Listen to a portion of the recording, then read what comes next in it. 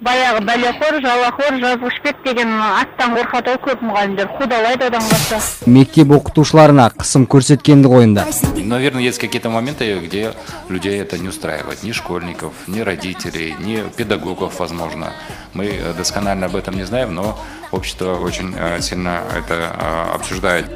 Министрдің айтуынша 2019 жылдан бастап химия, биология, физика және информатика пәндері жоғарғы сыныптарда тек ағылшын тілінде оқытылатын болады. Ал үш тілде оқыту тәртібі білім беру жүйесіне биылдан бастап кезең-кезеңмен енгізіле бастайды. Физиканы ағылшынның өзінің қойдадан сөздер. Ол ағылшынның бостық байлығыда. Біз қазақстанның өзінің тіліне бостығы жоқ. Біз қазақтың тілі соғысқасы физикасы оқуға жарамаса, ол қандай тіл ол? Намыс деген қай сонда?